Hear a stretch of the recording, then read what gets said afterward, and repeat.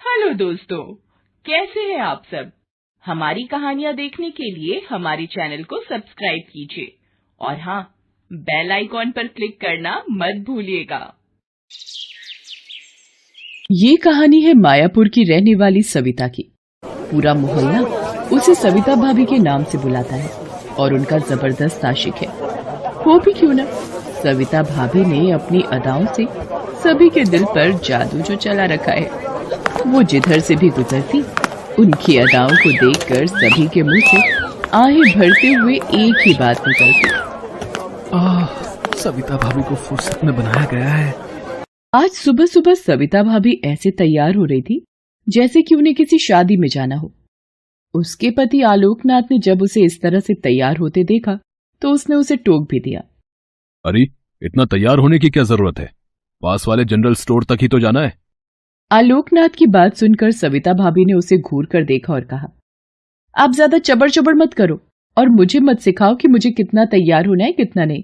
खुद तो मंदिर के बाहर बैठे भिखारी की तरह रहते हो और चाहते हो कि मैं भी तुम्हारी तरह ही रहूं। सविता की बात सुनकर आलोकनाथ चुप हो गया। उसके बाद सविता ने सामान की लिस्ट ली और पप्पू जनरल स्टोर की तरफ चल पड़ी। मोहल्ले के वो लोग जो हमेशा उसे ताड़ते रहते थे, उसे देखते ही उसे सुनाते हुए बोले, आज तो सुबह सुबह ही सविता भाभी के दर्शन हो गए, पूरा दिन शानदार गुजरेगा।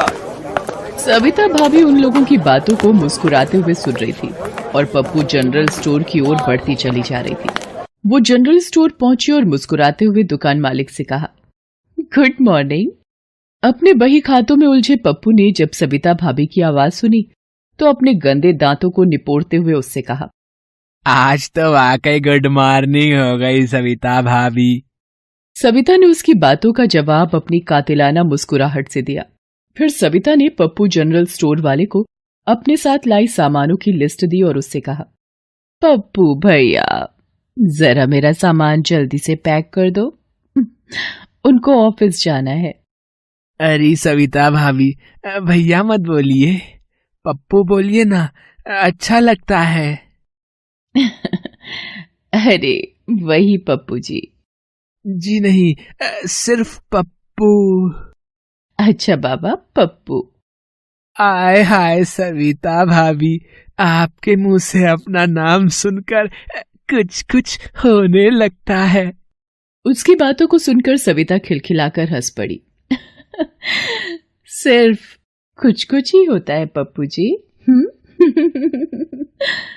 सविता ने यह बात इस अंदाज में और लंबी लंबी सांसें लेते हुए कहा कि पप्पू झेंप सा गया और सविता से कहा, सविता भाभी, मैं घर पर भी डिलीवरी देता हूँ, अगली बार से सिर्फ कॉल कर दीजिएगा, बंदा आपकी खिदमत में हाजिर हो जाएगा। बंदा? मेरा मतलब है आपका सामान आपके घर तक पहुंच जाएगा। फिर पप्पू ने सारा सामान उन्हें दिया और 4,000 रुपए का बिल सविता को थमा दिया। बिल देखकर सविता ने कहा कि, क्या पप्पू जी, आपने कोई छूट नहीं दिया क्या? आपको तो पता है मैं आपकी परमानेंट ग्राहक हूँ। अरे ऐसा नहीं है सविता भाभी, मैंने तो आपको पूरी छूट दी है। वो क्या है ना कि पूरे 4 महीने का बिल है ना, इसलिए इतना अधिक है। ओह, मैं तो भूल ही गई थी। अच्छा, इसे भी लिख लीजिए, अगले महीने सारा क्लियर कर दूंगी। सविता की बात सुनकर पप्पू उसकी तरफ घूर कर देखने लगा तो सविता ने कहा, कोई प्रॉब्लम तो नहीं है पप्पू जी? प्रॉब्लम? अरे नहीं नहीं। सविता ने अपना सामान उठाया और फिर से एक कातिलाना मुस्कान देती हुई वहां से चली गई। ये उसकी अदाओं का जलवा ही था कि पूरे 1 साल से वो बिना किराया दिए ही किराए के मकान में रह रही थी। पिछले शनिवार को भी जब मकान मालिक उदय चंद्र किराया मांगने गया तो, क्या उदय चंद्र जी, मैं कहीं भागी तो नहीं जा रही आपको छोड़कर? आई मीन आपके मकान को छोड़कर। अरे सविता जी, मैंने ऐसा तो नहीं कहा। वो तो मैं इधर से गुजर रहा था तो इस तरफ भी आ गया। ये सुनकर सविता ने अपना हाथ धीरे से उदय चंद्र के हाथों पर रख दिया और तेज आहें भरती हुई बोली, हाँ, क्या उदय चंद्र जी, आप बिना बड़े मतलबी हैं, इधर से गुजर रहे थे तो आए, कभी मन बनाकर भी आइए, हमें तो आपका इंतजार रहता है। सविता की बात सुनकर 3 बच्चों के पिता उदय चंद्र का दिल भी किसी फुटबॉल की तरह उछलने लगा। वो उस दिन भी बिना किराए लिए सविता के यहाँ से वापस चले गए। इस तरह ना जाने कितने लोगों से सविता ने बिना पैसे दिए अपना काम निकाल लिया था। उसका पति जो बहुत ही सीधा था और मामूली तनख्वाह पर नौकरी करता था, उसे ये सब बिल्कुल पसंद नहीं था, लेकिन सविता ने उसे पूरी तरह दबा कर रखा हुआ था। एक दिन की बात है, आलोकनाथ रात को अपने ऑफिस से लौट रहा था तो उसको मोबाइल पर किसी अननोन नंबर से फोन आया। हेलो, आलोकनाथ जी बोल रहे हैं? जी, आप कौन? अरे आलोकनाथ जी, नाम में क्या रखा है? वो आपसे एक काम था। जी कहिए ना। उसके बाद उस आदमी ने जो कहा उसे सुनकर आलोकनाथ को ऐसा लगने लगा कि वो कहीं जाकर अपना सिर पटक ले। बार बार उसके कान में उस आदमी की वही बात गूंज रही थी। अरे शर्माइए मत आलोकनाथ जी, खुलकर बोलिए ना, क्या है आपकी बीवी का रेट? देखिए, मैं आपसे तमीज से बात कर रहा हूं और आप हैं कि मेरी पत्नी के बारे में उल्टी सीधी बातें कर रहे हैं। अरे ऐसा क्या कह दिया मैंने? पूरे मोहल्ले में आपकी बीवी की अदाओं के चर्चे हैं। अरे हम तो सिर्फ उन अदाओं की कीमत पूछ रहे हैं। आलोकनाथ क्या जवाब देता, उसने फोन काट दिया। उस दिन के बाद तो कोई ना कोई उसके फोन पर कॉल करता और उसकी पत्नी का रेट पूछता। एक दिन तो मोहल्ले का एक आदमी जिसका नाम अमर था, उसने सामने से ही आलोकनाथ से ये बात पूछ दी। ये आप क्या बकवास कर रहे हैं अमर जी? भला इस तरह की बात कोई करता है क्या? आपको पता नहीं हम लोग कितने सीधे साधे लोग हैं। अरे किस बात पर इतना भड़क रहे हैं आप? हैं, मैंने ऐसा क्या गलत पूछ लिया? पूरे मोहल्ले के लोगों के साथ आपकी बीवी गुलछर्रे उड़ाती है, ये बात आपको पता नहीं है क्या? बड़े आए सीधे साधे लोग हैं। आलोकनाथ का सिर शर्म से जमीन में गड़ गया। उस दिन उसने तय कर लिया कि चाहे कुछ हो जाए, वो अपनी पत्नी से इस बारे में जरूर बात करेगा। घर पहुंचते ही उसने अपनी पत्नी से इस बारे में कहा और ये भी बताया कि लोग उसके बारे में क्या सोचते हैं। उसकी बातों को सुनकर सविता चिढ़ गई। आप भी ना बड़े नैरो माइंड के हो। अरे औरत किसी से हंसकर बात कर ले तो ऐसा क्या गुनाह कर दिया? सविता, बात यह नहीं कि तुमने हंसकर बात की, बात यह है कि तुम्हारी हंसी का क्या मतलब लगाया जा रहा है। जिसको जो मतलब लगाना है लगाने दो। और हाँ, मेरी इस हंसी के कारण पूरे 1 साल से बिना किराया दिए इस घर में रह रहे हो। राशन वाले को राशन का पैसा नहीं देना पड़ता, दूध वाला भी फ्री में दूध दे रहा है। अगर मैं इस तरह ना हंसू बोलूं तो तुम्हारी मरियल तनख्वाह में तो सूखी रोटी भी नसीब ना हो, और छत की बात तो दूर ही समझो। सविता, जिसकी जितनी चादर हो उतना ही पैर फैलाना चाहिए।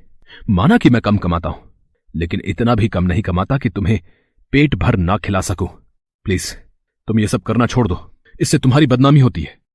देखिए, आप अपना लेक्चर बंद करिए और मुझे जो करना है करने दीजिए, नहीं तो मैं घर छोड़कर चली जाऊंगी। आलोकनाथ अपनी पत्नी को बहुत प्रेम करता था। वो उसकी भलाई चाहता था, लेकिन वो तो अपनी धुन में रहती थी। हालांकि उसकी पत्नी ने कभी कोई गलत काम तो नहीं किया था, लेकिन उसकी छवि गलत बन गई थी। लेकिन उसे पता नहीं था कि एक दिन उसकी यही छवि उसे कितना शर्मसार करने वाली है। एक दिन जब वो घर में अकेली थी, तभी 2 लोग उसके घर का दरवाजा खटखटाने लगे। उसने दरवाजा खोला तो 2 अनजान लोगों को दरवाजे पर खड़ा देखा। वे दोनों नशे में थे। यहाँ कोई सविता रहती है क्या? मैं ही हूं सविता, बोलिए क्या काम है? काम तो वही है जो पूरे मोहल्ले के साथ तुम करती हो, बस वो हमें तुम्हारा रेट पता नहीं है, जरा वो बता दो तो काम हो जाएगा। हाँ? उन दोनों लोगों की बात सविता ने जब सुनी तो उसे बहुत गुस्सा आया। ये क्या बकवास है? होश में तो हो तुम दोनों? पूरे मोहल्ले को मदहोश कर रखा है और हमें होश में रहने को कह रही हो। ये कहकर वे दोनों सविता से बदतमीजी करने लगे। संयोग से उसी समय आलोकनाथ वहां पहुंचा। उसने उन 2 लोगों को अपनी पत्नी से बदतमीजी करते देखा तो वो उनसे भिड़ गया। तुम लोगों की हिम्मत कैसे हुई मेरी पत्नी से बदतमीजी करने की? अबे चल चल, बढ़ाया पत्नी का पहरेदार। उन दोनों आदमियों ने आलोकनाथ को बहुत मारा, लेकिन आलोकनाथ भी हार मानने वाला नहीं था। उसने भी उन दोनों को खूब मारा। एक का तो सिर भी उसने फोड़ दिया। उसने भी गुस्से में आकर आलोकनाथ को चाकू मार दिया। उसके बाद दोनों भाग गए।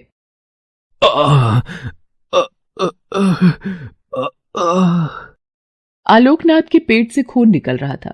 कराहते कराहते वो बेहोश हो गया। सविता ने जब ये देखा तो तुरंत उसे लेकर अस्पताल पहुंची। डॉक्टरों ने उसका इलाज शुरू किया।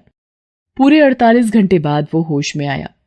जब उसे होश आया तो सविता उसके पैरों के पास बैठी हुई थी। उसकी आंखों से लगातार आंसू बह रहे थे।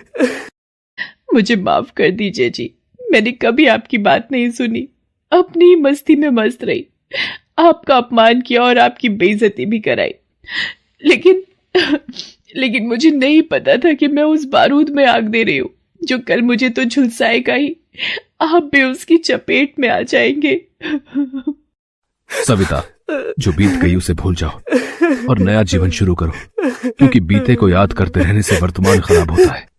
तुम मेरी पत्नी थी, हो और सदा रहोगी। मैं तुमसे प्यार करता था, करता हूं और सदा करता रहूंगा।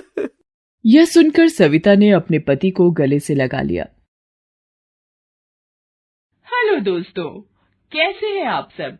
हमारी कहानियां देखने के लिए हमारे चैनल को सब्सक्राइब कीजिए और हाँ, बेल आइकॉन पर क्लिक करना मत भूलिएगा।